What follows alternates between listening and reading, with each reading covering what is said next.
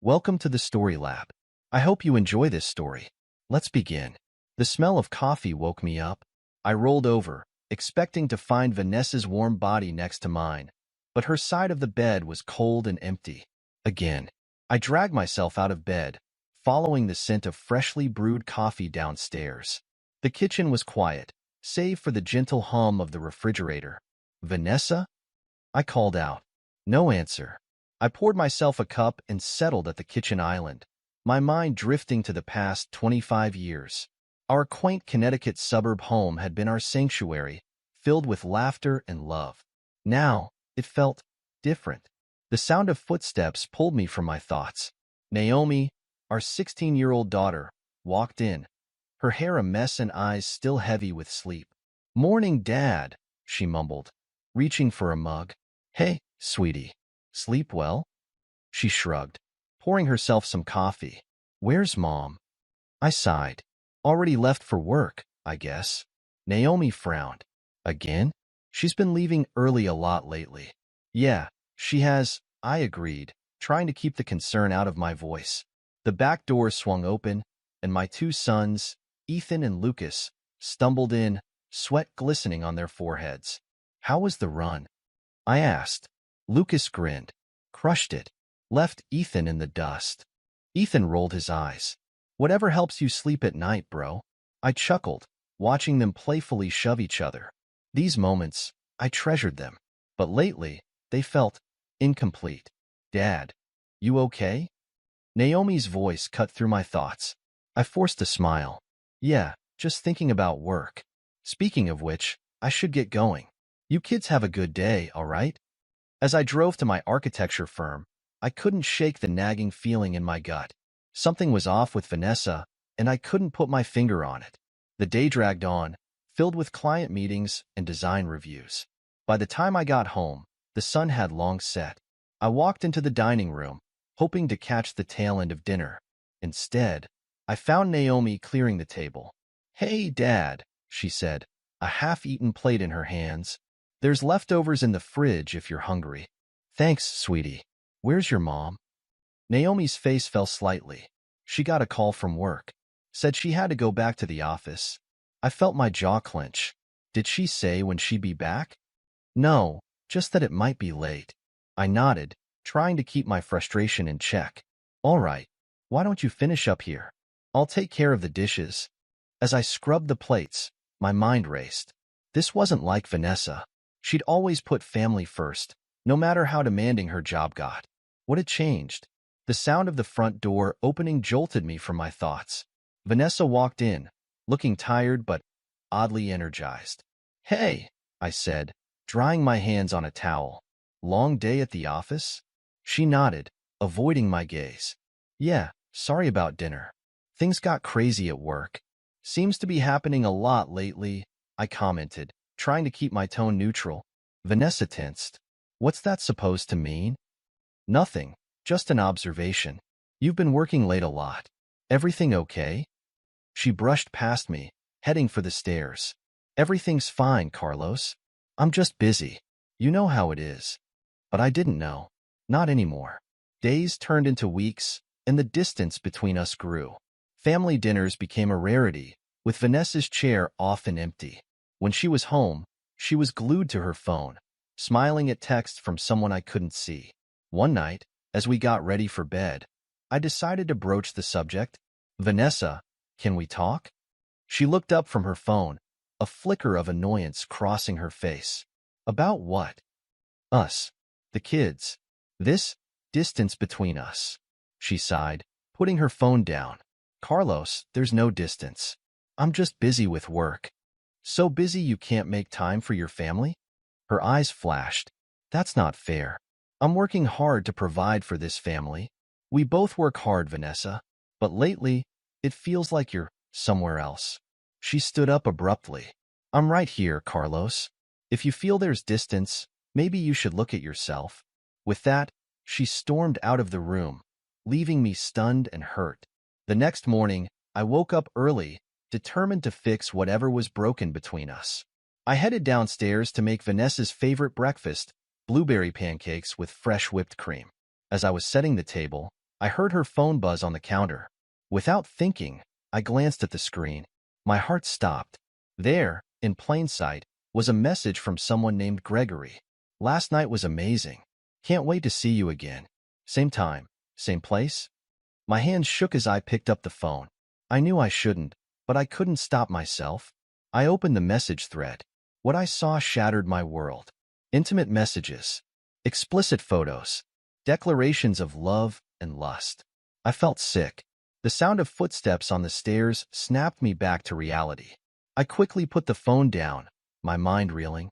Vanessa walked in, her eyes widening at the sight of breakfast. Carlos? What's all this? I turned to face her, my voice barely above a whisper.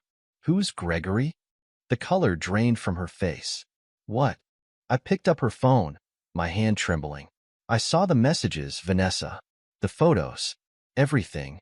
She lunged for the phone, panic in her eyes. You had no right to go through my phone. And you had no right to cheat on me. I shouted, my composure finally breaking. Vanessa stumbled back, tears welling in her eyes. Carlos, I can explain.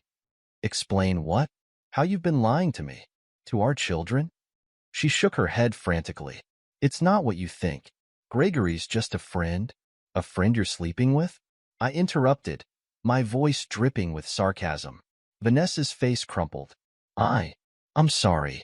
I never meant for this to happen. I laughed bitterly. Never meant for what to happen? The affair or getting caught? She reached out to touch my arm, but I flinched away. Carlos, please. We can work this out. It was a mistake. A mistake? I echoed, disbelief coloring my voice.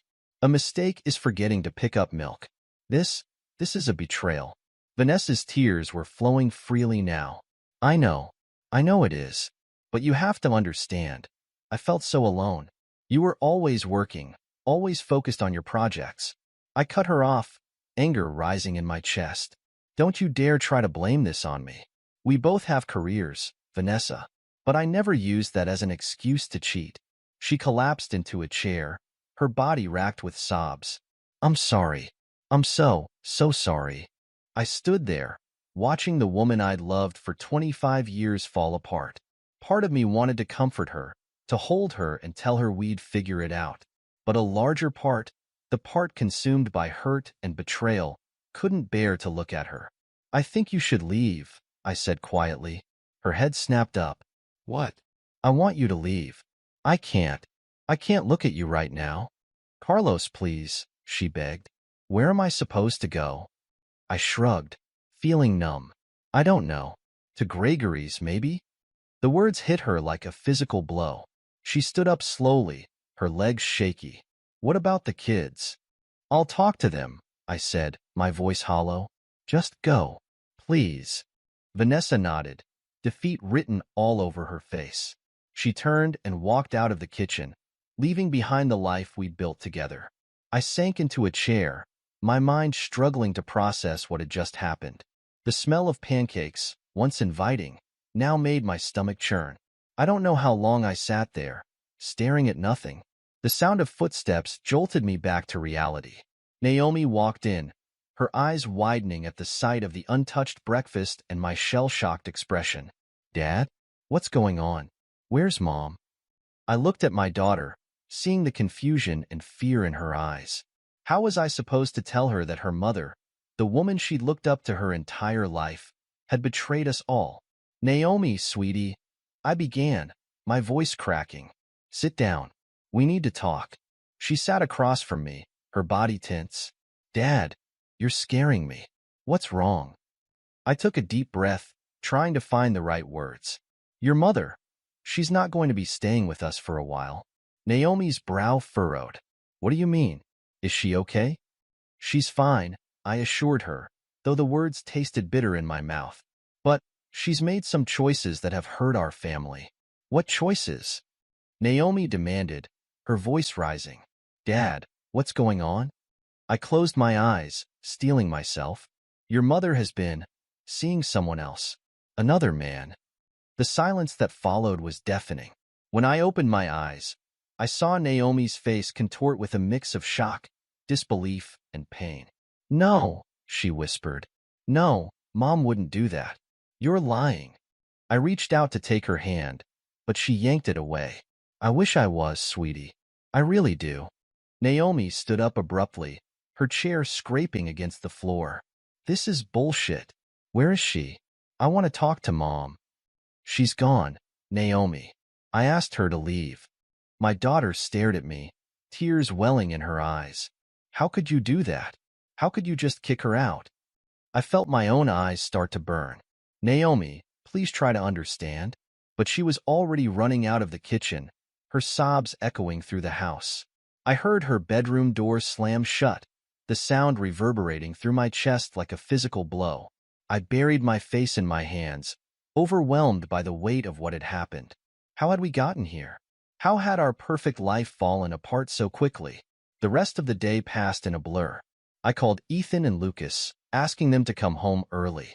Telling them was just as painful as telling Naomi. Lucas stormed out of the house, while Ethan just sat there, silent and stunned. As night fell, I found myself sitting on the edge of my bed, staring at the empty space where Vanessa should have been. Her scent still lingered on the pillow, a cruel reminder of what we'd lost. A soft knock on the door pulled me from my thoughts. Naomi stood in the doorway, her eyes red and puffy. "Dad," she said, her voice small. Can I stay with you tonight?" I nodded, patting the space next to me. She crawled onto the bed, curling up against me like she used to when she was little. "I'm sorry I yelled at you," she mumbled into my shoulder. I wrapped my arm around her, kissing the top of her head. "It's okay, sweetie. I understand." We sat in silence for a while, both lost in our own thoughts. "What happens now?" Naomi finally asked. I sighed, wishing I had a better answer for her. "I don't know, honey, but we'll figure it out together, okay?" She nodded, sniffling softly. "I love you, Dad. I love you too, sweetheart. More than anything." As Naomi drifted off to sleep, I stared out the window at the starlit sky. Our world had been turned upside down, but we were still a family. Different, broken, but still together. Whatever came next, we'd face it as one. It was all we could do. The morning sun peeked through the curtains, rousing me from a fitful sleep. Naomi was still curled up next to me, her face peaceful in slumber. I gently untangled myself, careful not to wake her. Downstairs, I found Ethan at the kitchen table, staring blankly at his cereal. "Morning, son," I said, pouring myself a cup of coffee. He looked up, eyes red-rimmed. "Hey, Dad, any word from Mom?" I shook my head. "Not yet. How are you holding up?" Ethan shrugged. "I don't know. It doesn't feel real, you know?" "I know," I said, sitting across from him. "Where's Lucas?" "Still in bed. He was up late, talking to his girlfriend." I nodded, sipping my coffee. The silence stretched between us, heavy with unspoken words. Finally, Ethan spoke. "What are we going to do now, Dad?" I set my cup down, meeting his gaze. "We're going to move forward. It won't be easy, but we'll do it together." "How?" he asked, his voice cracking. I reached across the table, squeezing his hand. "One day at a time, son. One day at a time." The next few weeks were a blur of emotions and difficult decisions. I knew we couldn't stay in the house too many memories. I found a small apartment nearby and started the process of moving out. One afternoon, as I was packing up the living room, Naomi cornered me. "Dad, we need to talk," she said, arms crossed. I set down the box I was holding. "What's up, sweetheart?" "I want to stay with Mom," she blurted out. The words hit me like a punch to the gut. "Naomi, I don't think that's a good idea right now." "Why not?" she demanded. "She's still my mother." I took a deep breath, trying to stay calm. "I know she is. But what she did, it's not just about her and me. It affects all of us." "So you're punishing her by taking us away?" "No, that's not. It's not fair," Naomi shouted, tears welling in her eyes. "You can't just decide everything for us." I stepped towards her, but she backed away. "Naomi, please try to understand." "No, you understand," she yelled. "I hate this. I hate what Mom did, but I hate that you're breaking up our family too." With that, She stormed out, leaving me standing alone in a sea of half-packed boxes. The day we moved out was one of the hardest of my life. As I locked the front door for the last time, I felt like I was leaving a part of myself behind. At the apartment, tensions were high. Lucas refused to unpack, insisting this was just temporary. Ethan threw himself into setting up his new room, barely speaking to anyone. Naomi oscillated between anger and sadness, locking herself in her room for hours at a time.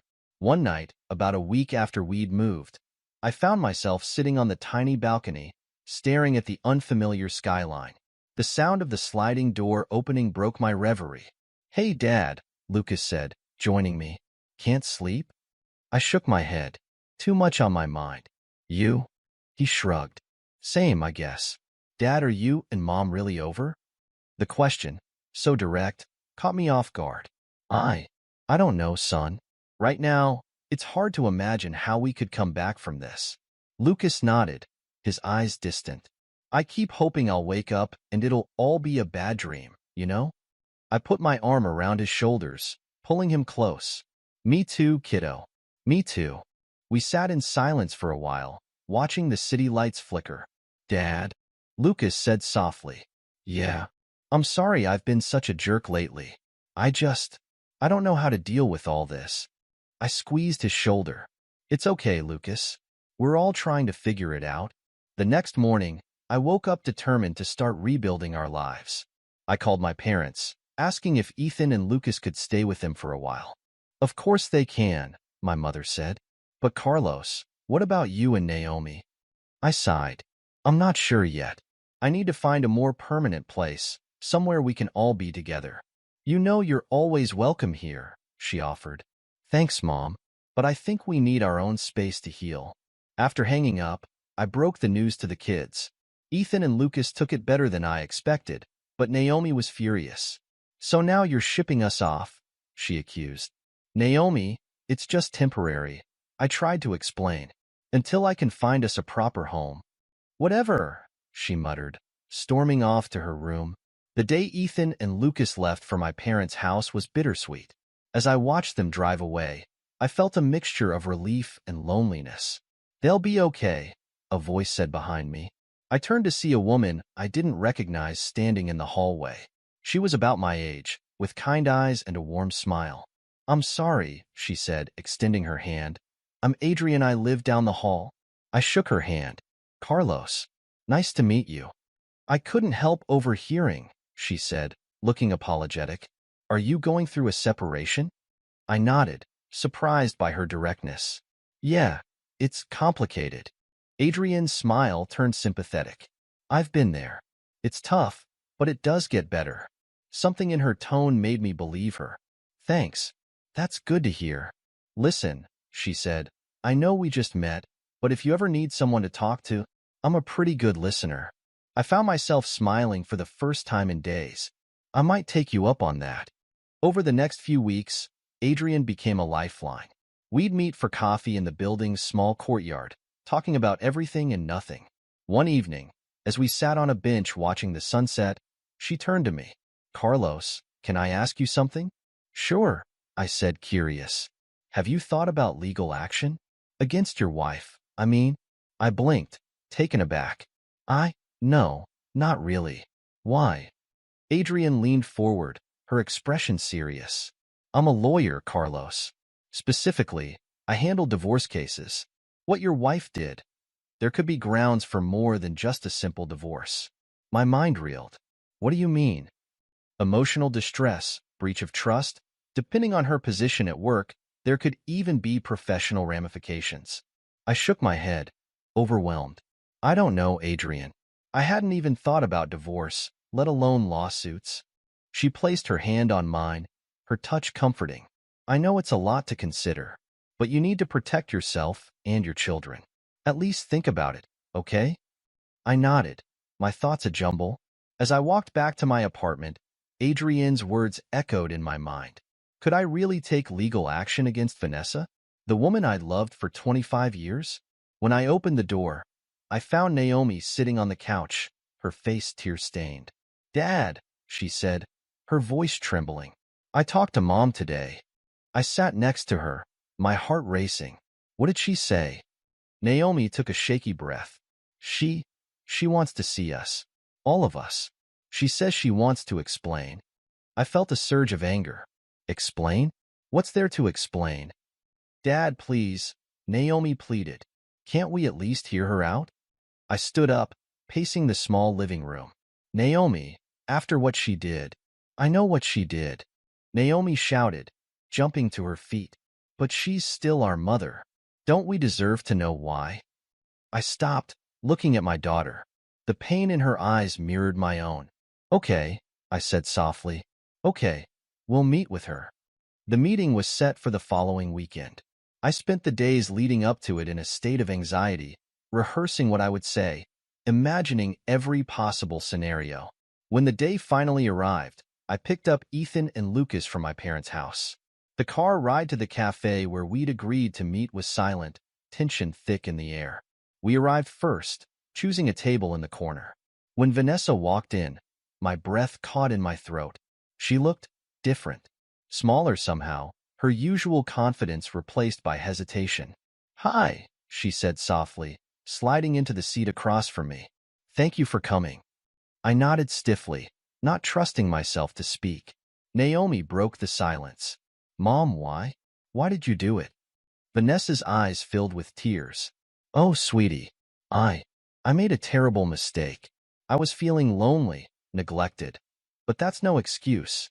What I did was unforgivable. Damn right it was, Lucas muttered.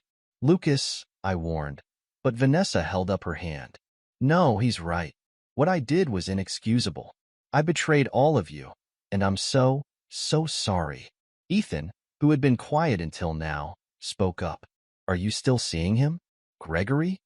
Vanessa shook her head vehemently. No, absolutely not. I ended it the day your father found out. I realized now what a huge mistake it was. I finally found my voice. What did you expect to happen here, Vanessa? Did you think we'd just forgive and forget? She met my gaze, her eyes pleading, No, Carlos, I don't expect forgiveness. I needed you all to know how sorry I am, how much I regret what I did. The conversation continued, filled with tears, accusations, and painful truths. By the end, we were all emotionally exhausted. As we stood to leave, Vanessa reached out, touching my arm. Carlos, can we talk? Just the two of us? I hesitated, then nodded. Kids, wait for me in the car, okay? Once they were gone, Vanessa spoke. Carlos, I know I have no right to ask this, but is there any chance for us? Any at all? I looked at her, the woman I had loved for so long, and felt nothing. The pain was still there, but the love? It was gone. No, Vanessa, I said quietly. There isn't. Her face crumpled, but she nodded. I understand. I'm so sorry, Carlos, for everything. As I walked away, I felt a weight lift from my shoulders. It wasn't forgiveness, not yet, but it was a step towards closure. Back at the apartment, I found myself knocking on Adrienne's door. Carlos, she said, surprised. Is everything okay? I took a deep breath. I've been thinking about what you said, about legal action. Her eyes widened. Oh, I want to do it, I said, my voice firm. I want to file for divorce, and I want you to be my lawyer. Adrienne nodded, her expression serious. Okay, let's talk details. The next few months were a whirlwind of legal proceedings and emotional upheavals. Adrienne was a godsend, guiding me through the complex divorce process with patience and understanding. As we worked together, I found myself growing closer to her. She understood my pain in a way no one else could, having gone through a difficult divorce herself. One night, as we were reviewing some paperwork in her apartment, she looked up at me, her eyes soft. Carlos, I need to tell you something. My heart skipped a beat. What is it? She took a deep breath. I have feelings for you. And I know this is complicated, with me being your lawyer and everything that's going on with your divorce, but I cut her off, leaning in to kiss her. When we pulled apart, we were both smiling. I have feelings for you too, I said softly. Our relationship progressed slowly, both of us aware of the complexities of our situation. But with each passing day, I felt myself healing, moving forward. The kids' reactions were mixed when I told them about Adrian. Naomi was skeptical, Ethan cautiously supportive, and Lucas, well, Lucas was Lucas. "Dad, are you sure about this?" he asked one day. "I mean, isn't it kind of soon?" I sat down next to him on the couch. "I know it might seem that way, buddy, but Adrian, she makes me happy. Happier than I've been in a long time." Lucas nodded slowly. "Okay, just be careful, all right?" I pulled him into a hug. "I will be. Promise." As the divorce proceedings moved forward, things took an unexpected turn. The media got wind of the story, sensationalizing it in the local news. Prominent architect's marriage crumbles amid scandalous affair, the headlines screamed. Vanessa was forced to publicly acknowledge her affair with Gregory, her professional reputation taking a severe hit. I felt a mix of vindication and guilt as I watched her world unravel. Part of me wanted her to hurt as much as she had hurt me, while another part remembered the woman I had once loved. Adrian, sensing my turmoil, squeezed my hand. "You okay?" I nodded. "Yeah, it's just a lot." She leaned her head on my shoulder. "I know, but you're doing the right thing, Carlos. For yourself and your kids." As the legal battles intensified, I found myself facing Gregory for the first time since discovering the affair. He looked haggard, the stress of the situation clearly taking its toll. "Mr. Hastings," he said, his voice shaky. I want to apologize." I cut him off. "Save it. Your apology means nothing to me." He nodded, shoulders slumping. "I understand. I just want you to know, I never meant for any of this to happen." I laughed bitterly. Funny how actions have consequences, isn't it? As I walked away, I felt a sense of closure. Gregory would face his own repercussions, both legally and professionally. The final blow came when the judge granted me full custody of Naomi. Vanessa, her voice breaking, tried to protest. "Your Honor, please," she begged. "She's my daughter, too." The judge looked at her sternly. "Mrs. Hastings, given the circumstances and your daughter's age, the court believes it's in Naomi's best interest to remain with her father." As we left the courthouse, Naomi turned to me, her eyes shining. "Dad, can we go home now?" I pulled her close, feeling a surge of love and protectiveness. "Yeah, sweetheart. Let's go home." That night, as I sat on the balcony of our new apartment, a place big enough for all of us, Adrian joined me. "Penny for your thoughts?" she said, handing me a glass of wine. I smiled, taking a sip. "I was just thinking about how much has changed. A few months ago, I thought my life was over. And now—" She leaned in, kissing me softly.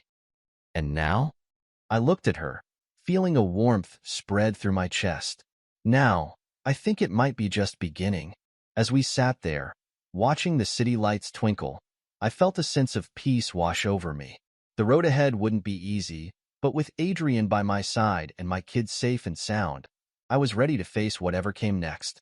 The sound of laughter drifted from inside. Naomi and Adrian's daughters were watching a movie together. It was a new kind of family, unexpected and still forming, but it was ours. And for the first time in a long time, I felt hopeful about the future. The morning of the final divorce hearing arrived with a sense of finality. I stood in front of the mirror, adjusting my tie, when Naomi appeared in the doorway. "You ready for this, Dad?" she asked, her voice soft. I turned to face her. "As ready as I'll ever be. How about you?" She shrugged, playing with the hem of her shirt. "I don't know. It's weird, you know? Like, this is really it. You and Mom are really over." I walked over to her, placing my hands on her shoulders. "I know it's tough, sweetheart. But remember, just because your mom and I aren't together anymore doesn't mean we're not still a family." Naomi looked up at me, her eyes glistening. "Promise?" "I promise," I said, pulling her into a hug. "No matter what happens in that courtroom today, you kids are still the most important thing in my life." The ride to the courthouse was quiet, each of us lost in our own thoughts. Adrian met us at the entrance, her presence a comforting anchor. "You okay?" she asked, squeezing my hand. I nodded. "Let's just get this over with." Inside, Vanessa was already seated with her lawyer. Our eyes met briefly, and I saw a mix of sadness and resignation in hers. The judge entered, and we all rose. As he began speaking, I felt a strange sense of déjà vu. Hadn't we just been here, fighting over custody? But this time was different. This time was final. Mr. and Mrs. Hastings, the judge said, have you both reviewed and agreed to the terms of the divorce settlement? Yes, Your Honor, Vanessa and I replied in unison. He nodded. Very well. By the power vested in me by the state of Connecticut, I hereby declare your marriage dissolved. The bang of the gavel echoed through the courtroom, marking the end of our 25-year marriage. As we filed out, Vanessa approached me. Carlos, can we talk for a moment? I glanced at Adrian, who nodded encouragingly. Sure, I said to Vanessa. We stepped aside, away from the bustling corridor. Vanessa took a deep breath. I wanted to say I'm sorry for everything. I know it doesn't change anything, but I need you to know that I truly regret what I did. I studied her face, searching for any hint of the woman I once loved. I appreciate that, Vanessa, but you're right, it doesn't change anything. She nodded, her eyes downcast. I understand. I hope someday you can forgive me. Not for my sake, but for yours. And for the kids. I sighed, feeling the weight of our shared history. Maybe someday. But right now, I need to focus on moving forward. On rebuilding our family in a new way. Vanessa glanced over at Adrian, who was talking quietly with Naomi. She seems good for you, she said softly. She is, I replied. Vanessa, I hope you find happiness too. I really do.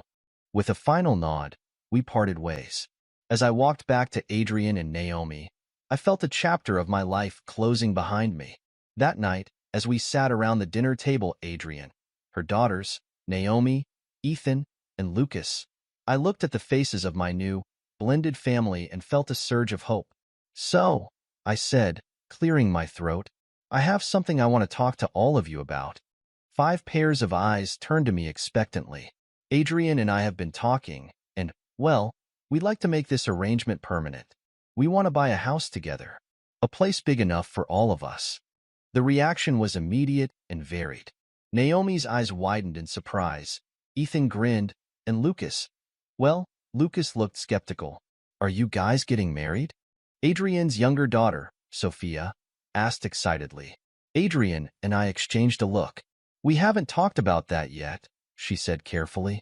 Right now, we're just focusing on bringing our families together under one roof. If that's okay with all of you? There was a moment of silence before Ethan spoke up. I think it's great.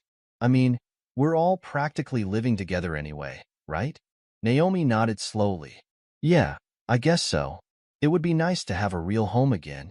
All eyes turned to Lucas, who had remained silent. Lucas? I prompted gently. What do you think, buddy? He shrugged, pushing his food around his plate. Whatever. It's not like we have much choice, do we? Lucas, Adrian said softly. Of course you have a choice. We're a family now, all of us. That means we make big decisions together.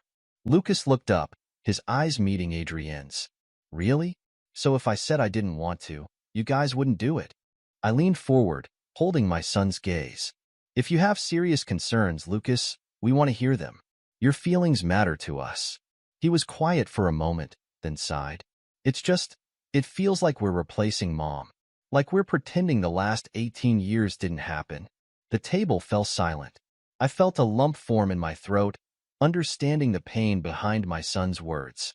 Oh, Lucas, Adrian said, her voice gentle.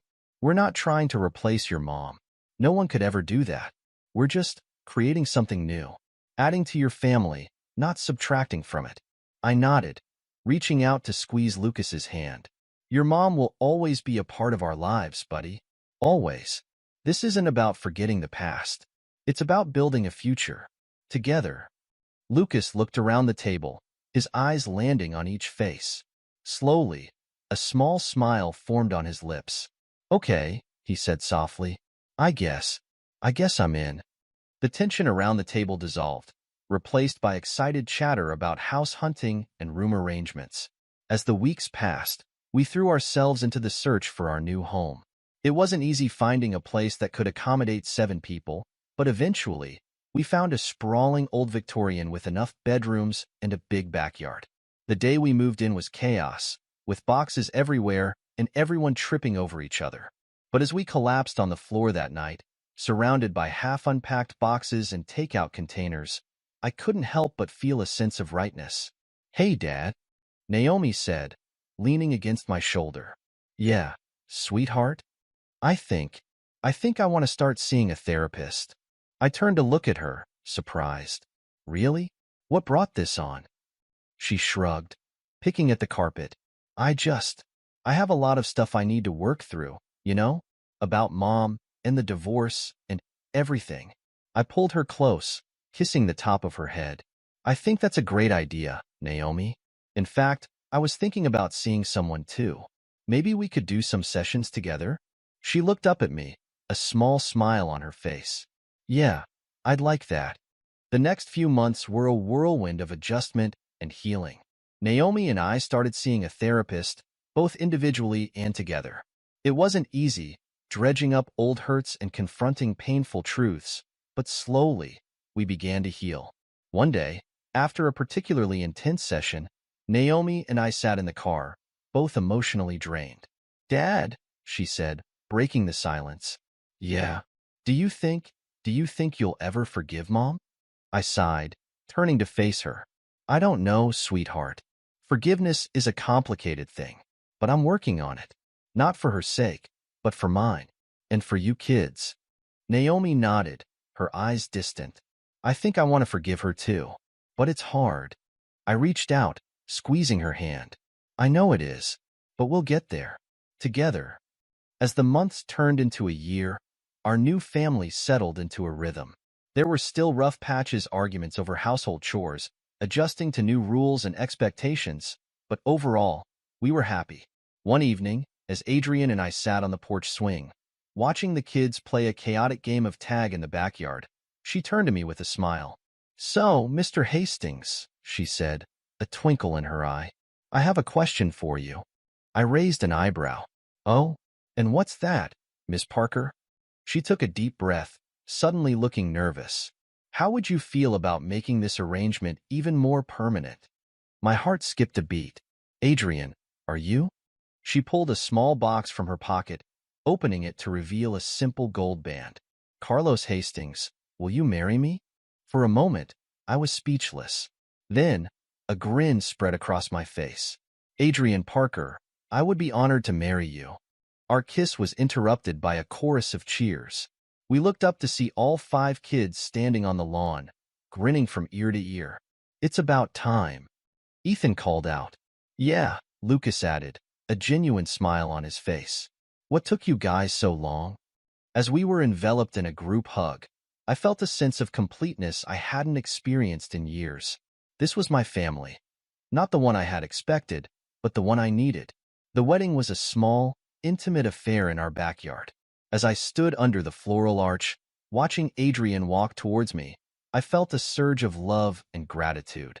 "We are gathered here today," the officiant began, "to celebrate the union of Carlos and Adrian and the blending of their families." As we exchanged vows, I looked out at the small gathering. My parents sat in the front row, beaming with pride.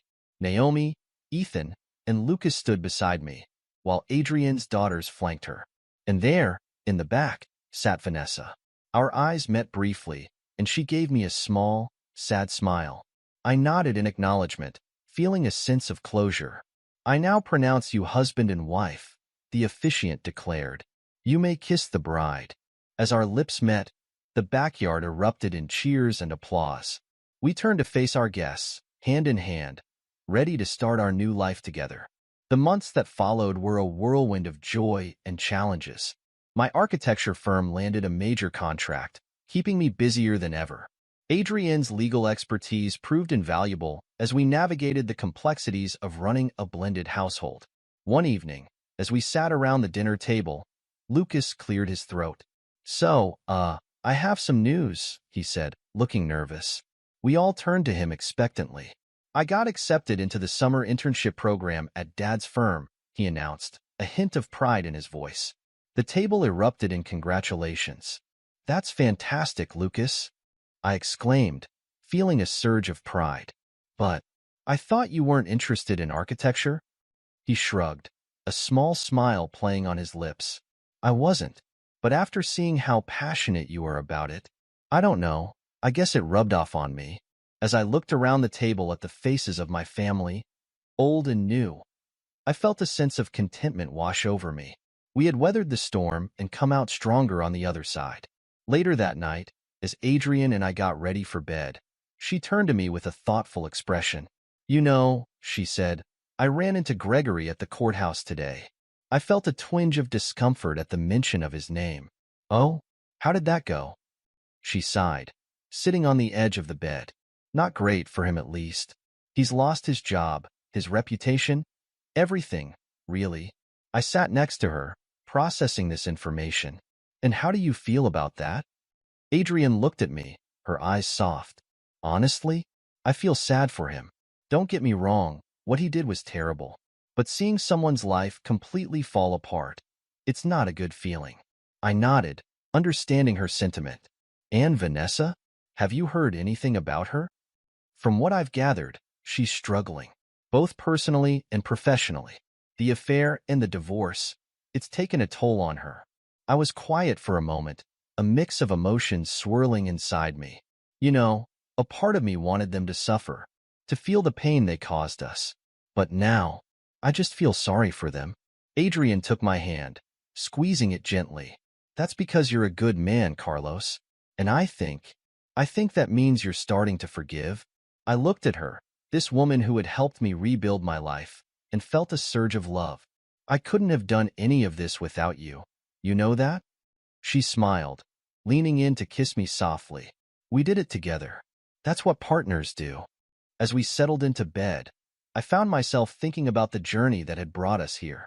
The pain, the betrayal, the anger. It had all led to this moment of peace and happiness. The next morning, I woke up early, slipping out of bed without waking Adrian. I made my way to the kitchen, intending to start breakfast, but found Naomi already there, nursing a cup of coffee. "Morning, Dad," she said, looking up from her phone. "You're up early." I poured myself a cup, joining her at the counter. "Could say the same about you. Everything okay?" She nodded, then hesitated. "Actually, I talked to Mom yesterday." I felt a flutter of anxiety in my chest. "Oh, how did that go?" Naomi sighed, pushing her hair back from her face. "It was okay, I guess. She seems different. Sadder, maybe. She asked about you and Adrian. What did you tell her?" "The truth," Naomi said, meeting my eyes. "That we're happy. That you're happy." I nodded, feeling a mix of emotions. "And how do you feel about all of this, sweetheart?" She was quiet for a moment, stirring her coffee absently. I think I'm starting to forgive her. It's not easy, and I'm still angry sometimes. But I don't want to hold on to that anger forever, you know?" I reached out, squeezing her hand. "I know exactly what you mean, and I'm proud of you, Naomi. It takes a lot of strength to forgive." She smiled, a genuine, bright smile that reminded me of when she was little. I learned from the best dad. As the rest of the family began to stir, filling the house with the sounds of morning routines and playful bickering, I felt a sense of peace settle over me. We had been through so much, faced challenges I never could have imagined, but we had come out the other side stronger and more united than ever. This wasn't the life I had planned, but it was the life I loved. With Adrian by my side, our children surrounding us, and the promise of new adventures on the horizon, I knew that whatever challenges lay ahead, we would face them together. As I looked around at my blended, beautifully imperfect family, I realized that sometimes the most painful endings can lead to the most wonderful beginnings. And for that, I was eternally grateful. This is where our story comes to an end. Share your thoughts in the comments section. Thanks for your precious time. If you enjoyed this story, then please make sure you subscribe to this channel. That would help me a lot. Click on the video you see on the screen, and I will see you there.